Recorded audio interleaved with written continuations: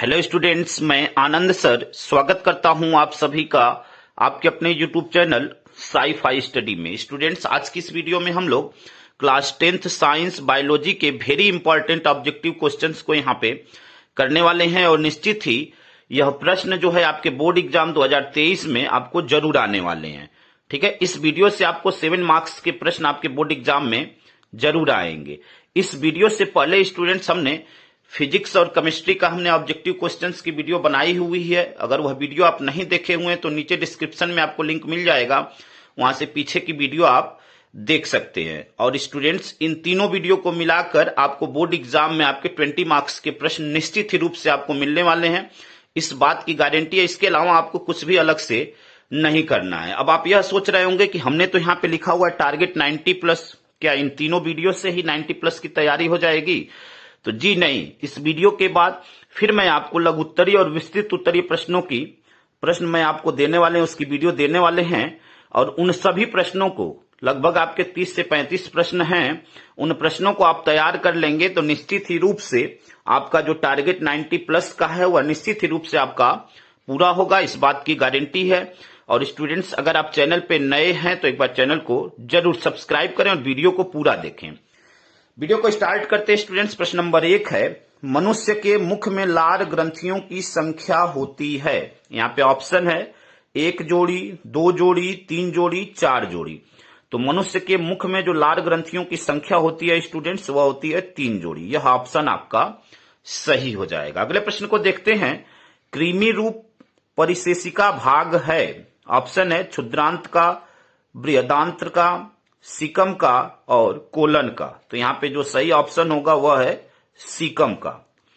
अगले प्रश्न को देखते हैं स्टूडेंट्स। अगला प्रश्न आपका प्रश्न नंबर 3 है, प्लोमोनरी सिरा रुधिर लाती है, अथवा इसी प्रश्न को और क्या कह सकते हैं, फेफड़ों में शुद्ध रक्त आता है। ऑप्शन है दाहिने अलिंद से, बाएं अलिंद से, बाएं निलय में और दाहिने निलय में। तो यहां पे जो सही ऑप्शन होगा बाएं निलय में, यह ऑप्शन आपका सही हो जाएगा। अगला प्रश्न है स्टूडेंट्स प्रश्न नंबर 4, हीमोग्लोबिन महत्वपूर्ण भूमिका निभाता है। ऑप्शन है उत्सर्जन में, सेकंड ऑप्शन श्वसन में, थर्ड है पाचन में और फोर्थ है वृद्धि में। तो हीमोग्लोबिन जो है स्टूडेंट्स, जो अपनी भूमिका निभाता है वह श्वसन में निभाता है। ठीक है, यहां पे यह ऑप्शन आपका सही हो जाएगा, श्वसन में। ठीक है, अगले प्रश्न को देखते हैं। अगला प्रश्न आपका प्रश्न नंबर 5 है, आहारनाल की सी के आकार की संरचना है। आहारनाल में सी के आकार की संरचना किसकी होती है? पहला ऑप्शन है आमाशय, दूसरा ऑप्शन आपका ग्रहणी, तीसरा ऑप्शन आपका श्वासनाल और चौथा ऑप्शन कृमि रूप परिशेषिका। ठीक है, तो यहां पे जो है सही ऑप्शन जो होगा स्टूडेंट्स आपका क्या हो जाएगा? श्वासनाल।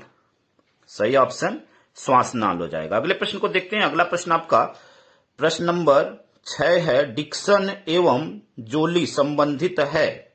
और ऑप्शन है आपका रसारोहण से, परासरण से, अवशोषण से और विसरण से। तो यहां पे जो सही ऑप्शन होगा ऑप्शन नंबर 1 रसारोहण से। ठीक है, अगले प्रश्न को देखते हैं स्टूडेंट्स। अगला प्रश्न आपका प्रश्न नंबर 7 है, निम्नलिखित में से कौन से विटामिन का जोड़ा पानी में घुलनशील है? ऑप्शन है विटामिन ए तथा बी, विटामिन बी तथा सी, विटामिन सी तथा के, विटामिन डी तथा बी। तो यहां पे जो सही ऑप्शन हो जाएगा ऑप्शन नंबर 2 विटामिन बी तथा सी, यह आपका राइट आंसर हो जाएगा। तो उम्मीद करते हैं स्टूडेंट्स कि यहां तक बिल्कुल आप अच्छी तरह समझ गए होंगे स्टूडेंट्स। अगले प्रश्न को देखते हैं स्टूडेंट्स। अगला प्रश्न आपका प्रश्न नंबर 8 है, पादपों में वायु प्रदूषण कम करने वाली प्रक्रिया है। अथवा इसी प्रश्न को और कैसे पूछ सकता है, पादप किस प्रक्रिया के द्वारा वायु को शुद्ध करते हैं? ऑप्शन है यहाँ पे फर्स्ट ऑप्शन श्वसन, सेकंड प्रकाश संश्लेषण, थर्ड वाष्पोत्सर्जन और फोर्थ है प्रोटीन संश्लेषण। तो यहाँ पे जो सही ऑप्शन होगा स्टूडेंट्स ऑप्शन नंबर 2 प्रकाश संश्लेषण। अगले प्रश्न को देखते हैं। अगला प्रश्न आपका प्रश्न नंबर 9 है, फ्लोएम द्वारा भोजन का स्थानांतरण होता है। फर्स्ट ऑप्शन है सुक्रोज के रूप में, सेकंड है आयनों के रूप में, थर्ड यौगिकों के रूप में और फोर्थ गैसीय रूप में। तो यहाँ पे जो सही ऑप्शन होगा ऑप्शन नंबर 1 सुक्रोज के रूप में। ठीक है स्टूडेंट्स, अगले प्रश्न को देखते हैं। अगला प्रश्न आपका प्रश्न नंबर 10 है, पित्त रस का निर्माण होता है अग्न्याशय में, सेकंड ऑप्शन यकृत में, थर्ड ऑप्शन विसरण में और विषण में और फोर्थ ऑप्शन पित्ताशय में। तो यहां पे जो सही ऑप्शन होगा ऑप्शन नंबर 2 यकृत में।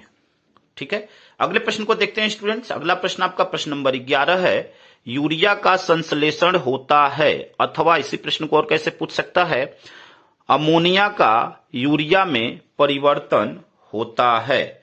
और यहां पे ऑप्शन है फर्स्ट वृक्क में, सेकंड है आमाशय में, थर्ड है यकृत में और फोर्थ है अग्न्याशय में।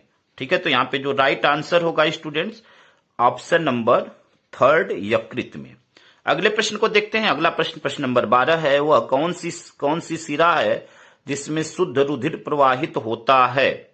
और यहां पे फर्स्ट ऑप्शन है प्लूमोनरी, दूसरा है ग्रीवा, तीसरा पोर्टल शिरा और चौथा पश्च महाशिरा। तो यहां पे जो सही ऑप्शन होगा प्लूमोनरी शिरा।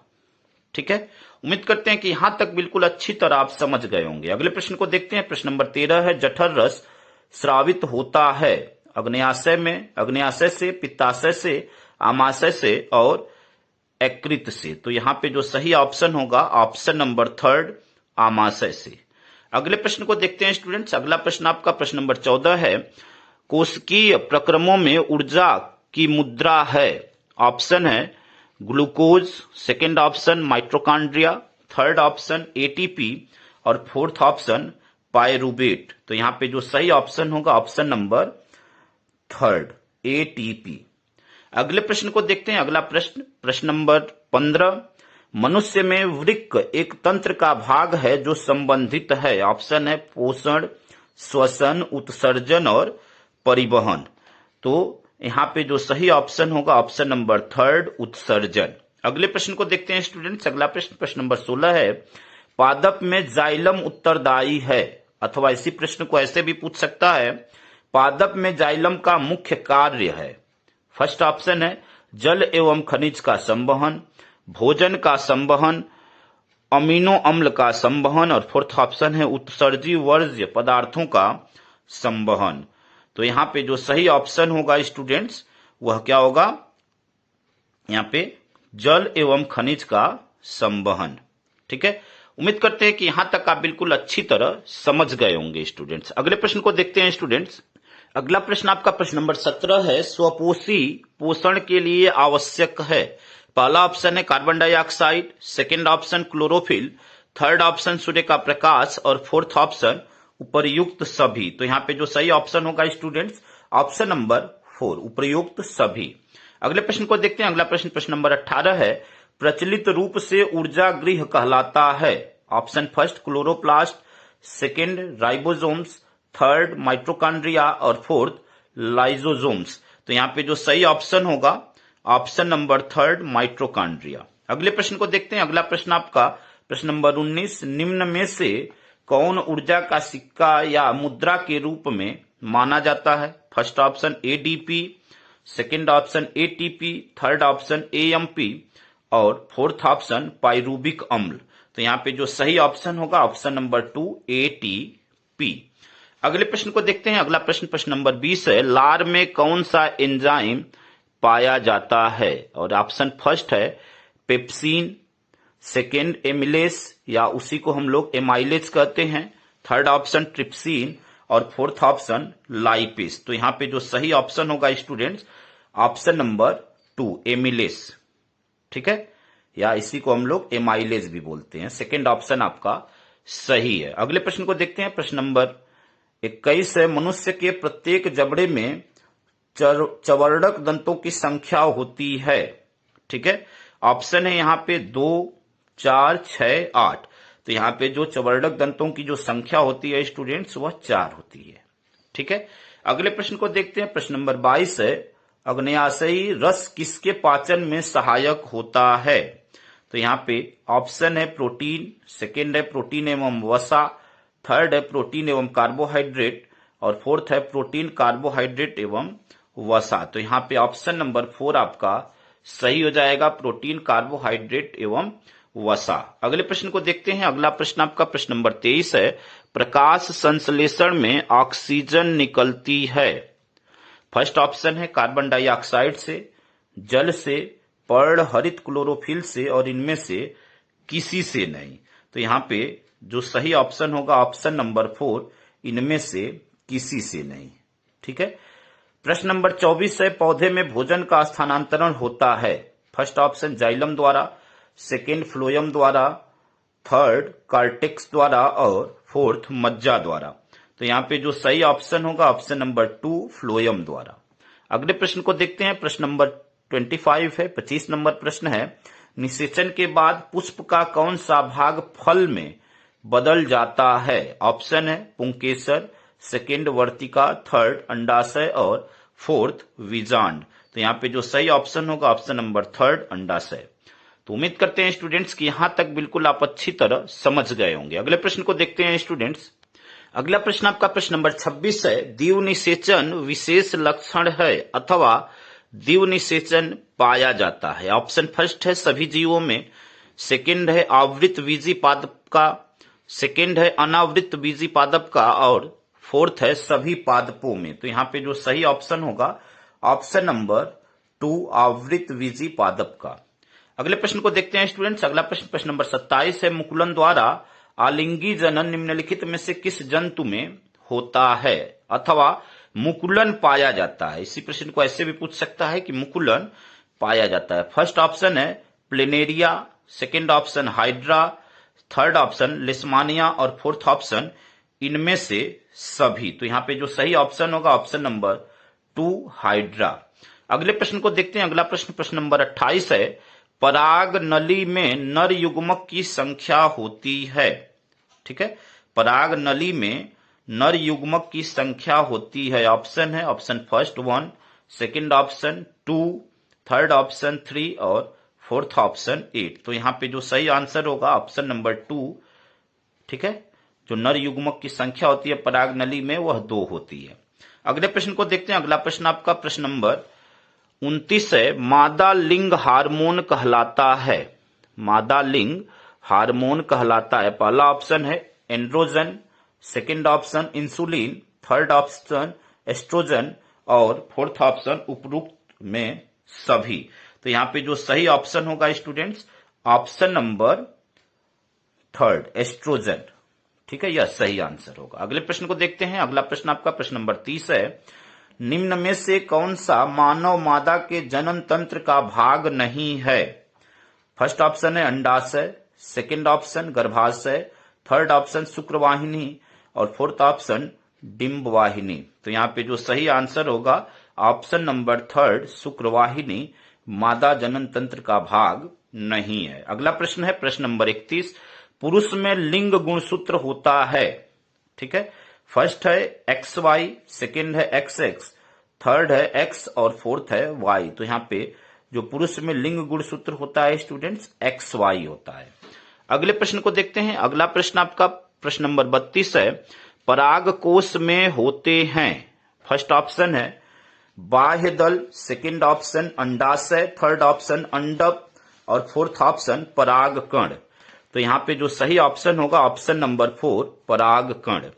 अगले प्रश्न को देखते हैं स्टूडेंट्स। प्रश्न नंबर 33 है, निम्न में से कौन सा मानव में मादा जनन तंत्र का भाग नहीं है?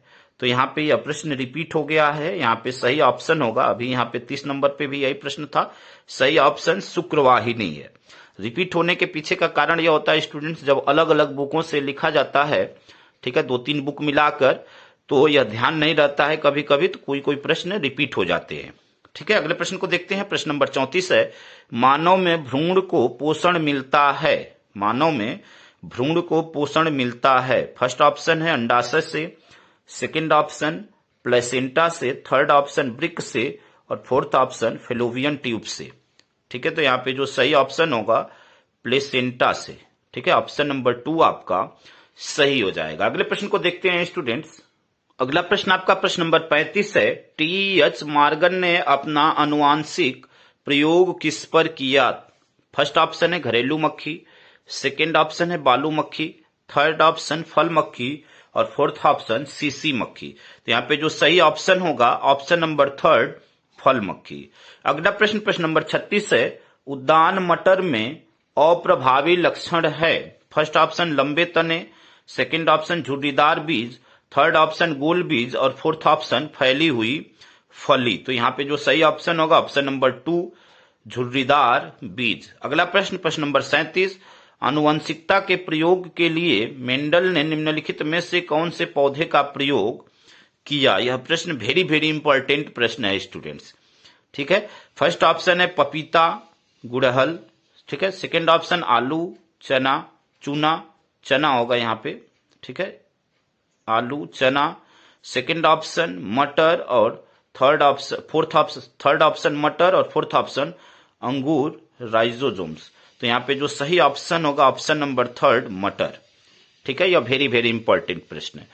अगले प्रश्न को देखते हैं। अगला प्रश्न आपका प्रश्न नंबर 38 है, मटर के लंबे पौधे का क्रॉस बौने पौधे से कराने पर प्रथम सीढ़ी में लंबे मटर के पौधे प्राप्त होते हैं, द्वितीय पीढ़ी में प्राप्त पौधे होंगे। तो यहाँ पे अब अलग अलग ऑप्शन को देख लेते हैं। लंबे तथा बौने दोनों, सेकेंड लंबे मटर के पौधे, थर्ड बौने मटर के पौधे और इनमें से कोई नहीं। तो यहाँ पे जो सही ऑप्शन होगा ऑप्शन नंबर 1 लंबे तथा बौने दोनों। अगले प्रश्न को देखते हैं। अगला प्रश्न प्रश्न नंबर 39 है, मनुष्य में गुणसूत्रों की संख्या होती है। तो मनुष्य में जो गुणसूत्रों की संख्या होती है स्टूडेंट्स वह 46 होती है। ऑप्शन नंबर 3 आपका सही हो जाएगा। अगले प्रश्न को देखते हैं। प्रश्न नंबर 40 है, प्यूरिन क्षारक होता है। ऑप्शन है फर्स्ट एडिनिन में, सेकेंड है साइटोसिन, थर्ड है यूरेसिल और फोर्थ है थायमिन। तो यहाँ पे जो सही ऑप्शन होगा ऑप्शन नंबर 1 एडिनिन। अगले प्रश्न को देखते हैं। अगला प्रश्न प्रश्न नंबर 41 है, केंद्रक बना होता है। ऑप्शन है फर्स्ट प्रोटीन से, सेकंड ऑप्शन है डीएनए से, थर्ड ऑप्शन है आरएनए से और फोर्थ ऑप्शन है न्यूक्लियो प्रोटीन से। तो यहाँ पे जो सही ऑप्शन होगा ऑप्शन नंबर 4 न्यूक्लियो प्रोटीन से, यह आपका राइट आंसर हो जाएगा। अगले प्रश्न को देखते हैं। अगला प्रश्न प्रश्न नंबर 42 है, उत्परिवर्तन का कारण है। यहाँ पे फर्स्ट ऑप्शन है जीन परिवर्तन, सेकेंड जीवन संघर्ष, थर्ड उद विकास, फोर्थ प्राकृतिक चयन। तो यहाँ पे जो सही ऑप्शन होगा ऑप्शन नंबर आपका हो जाएगा फर्स्ट जीन परिवर्तन। ठीक है, अगला प्रश्न है प्रश्न नंबर 43, लैमार्कवाद का मूल सिद्धांत है। और यहाँ पे पहला ऑप्शन है प्राकृतिक वर्ण, सेकेंड विभिन्नताएं, थर्ड उपार्जित लक्षणों में वंशागति और फोर्थ योग्यतम की उत्तरजीविता। तो यहाँ पे जो सही ऑप्शन होगा ऑप्शन नंबर 3। ठीक है, उपार्जित लक्षणों की वंशागति, यह आंसर आपका सही हो जाएगा। तो उम्मीद करते हैं स्टूडेंट्स कि यहां तक आप बिल्कुल अच्छी तरह समझ गए होंगे। अगले प्रश्न को देखते हैं स्टूडेंट्स। अगला प्रश्न आपका प्रश्न नंबर 44 है, जातियों की उत्पत्ति, यानी इसको इंग्लिश में क्या कहते हैं, ओरिजिन ऑफ स्पीसीज, पुस्तक किसने लिखी थी। फर्स्ट ऑप्शन है डार्विन ने, सेकेंड मेंडल ने, लैमार्क ने और लिनियस ने। तो यहाँ पे जो सही ऑप्शन होगा ऑप्शन नंबर 1 डार्विन ने। अगले प्रश्न को देखते हैं। अगला प्रश्न आपका प्रश्न नंबर 45 है, एक द्विसंकर का दर्श प्रारूप होता है। फर्स्ट है 1:2:1, सेकेंड है 2:1:1:1:2, थर्ड है यहाँ पे 9:3:3:1 और फोर्थ है 3:1। तो यहाँ पे जो सही ऑप्शन होगा ऑप्शन नंबर 3 9:3:3:1। अगले प्रश्न को देखते हैं। प्रश्न नंबर 46 है, विषाणु किससे बने होते हैं। तो विषाणु जो बने होते हैं स्टूडेंट्स वह न्यूक्लियो प्रोटीन्स से बने होते हैं। ऑप्शन नंबर 3 आपका सही हो जाएगा। अगले प्रश्न को देखते हैं। अगला प्रश्न प्रश्न नंबर 47 है, समजात अंगों का उदाहरण है। फर्स्ट ऑप्शन है हमारा हाथ तथा कुत्ते का अग्रपाद, हमारे दांत तथा हाथी के दांत, थर्ड ऑप्शन आलू एवं घास के ऊपरी भूस्तारी और फोर्थ है उपर्युक्त सभी। तो यहाँ पे जो सही ऑप्शन होगा स्टूडेंट्स ऑप्शन नंबर 4 उपर्युक्त सभी, यह राइट आंसर होगा। अगले प्रश्न को देखते हैं। प्रश्न नंबर 48 है, विकास की दृष्टि से मानव के निकटवर्ती है। फर्स्ट ऑप्शन है बंदर, चमगादड़, खरगोश और चिंपैंजी। तो यहाँ पे जो राइट आंसर होगा ऑप्शन नंबर 4 चिपैंजी। अगले प्रश्न को देखते हैं, प्रश्न नंबर 49 है, निम्नलिखित में से कौन जीन प्रारूप शुद्ध गोल बीजों को प्रकट करता है? तो ऑप्शन है यहाँ पे टी, ठीक है, फिर कैपिटल टी स्मॉल टी, फिर स्मॉल टी कैपिटल टी, और यहाँ पे फोर्थ ऑप्शन है आर, और यही राइट ऑप्शन है, ऑप्शन नंबर 4। अगले प्रश्न को देखते हैं। अगला प्रश्न आपका प्रश्न नंबर 50 है, जाइगोट में गुणसूत्रों की संख्या होती है। जाइगोट में गुणसूत्रों की संख्या होती है, और यहाँ पे जो राइट ऑप्शन होगा ऑप्शन नंबर 3 2x। अगले प्रश्न को देखते हैं। अगला प्रश्न प्रश्न नंबर 51 है, मेंडल के अनुसार मटर के बौने पौधे का जीन प्रारूप होता है। तो यहाँ पे मटर के बौने पौधे का जो जीन प्रारूप होता है स्टूडेंट्स, वह टी यानी स्मॉल टी होता है, ठीक है। तो ऑप्शन नंबर 3 यहाँ पे राइट आंसर हो जाएगा। अगले प्रश्न को देखते हैं। अगला प्रश्न प्रश्न नंबर 52, विज्ञान की वह शाखा जिनमें जीवाश्मों का अध्ययन होता है, और उसे हम लोग कहते हैं पैलियोंटोलॉजी, ठीक है, palaeontology. Option number 3 students right answer होगा, ठीक है। उम्मीद करते हैं कि यहां तक बिल्कुल आप अच्छी तरह समझ गए होंगे स्टूडेंट्स। अगले प्रश्न को देखते हैं स्टूडेंट्स। अगला प्रश्न आपका प्रश्न नंबर 53 है, डीएनए पाया जाता है। फर्स्ट ऑप्शन कोशिका द्रव्य में, सेकेंड केंद्रक द्रव्य में, थर्ड केंद्रिका में, और फोर्थ केंद्रक में। तो यहाँ पे जो सही ऑप्शन होगा वह ऑप्शन नंबर 4 केंद्रक में। अगले प्रश्न को देखते हैं। प्रश्न नंबर 54 है, डार्विन के अनुसार नई प्रजातियों की उत्पत्ति होती है। ऑप्शन फर्स्ट प्राकृतिक वर्ण से, सेकेंड उत्परिवर्तन से, थर्ड प्रसंस्करण से, और फोर्थ उपार्जित लक्षणों से। तो यहाँ पे जो राइट आंसर होगा प्राकृतिक वर्ण से। अगले प्रश्न को देखते हैं। प्रश्न नंबर 55 है, मेंडल के अनुसार मटर के शुद्ध लंबे पौधे का जीन प्रारूप होता है। यहाँ पे फर्स्ट ऑप्शन है यहाँ पे कैपिटल टी, ठीक है, second capital T small T, third small T, और fourth small T capital T. तो यहाँ पे जो राइट आंसर होगा answer number first capital T. अगले प्रश्न को देखते हैं। अगला प्रश्न प्रश्न नंबर 57 है, जैव विकास का सिद्धांत प्रतिपादित करने वाले वैज्ञानिक का नाम है। फर्स्ट ऑप्शन है चार्ल्स डार्विन, ठीक है, सेकंड है ग्रेगर मेंडल, थर्ड है जगदीश चंद्र बोस, और फोर्थ है हरगोविंद खुराना। तो यहाँ पे जो राइट ऑप्शन होगा चार्ल्स डार्विन। अगले प्रश्न को देखते हैं। अगला प्रश्न प्रश्न नंबर 57, पृथक्करण का नियम प्रस्तुत किया था।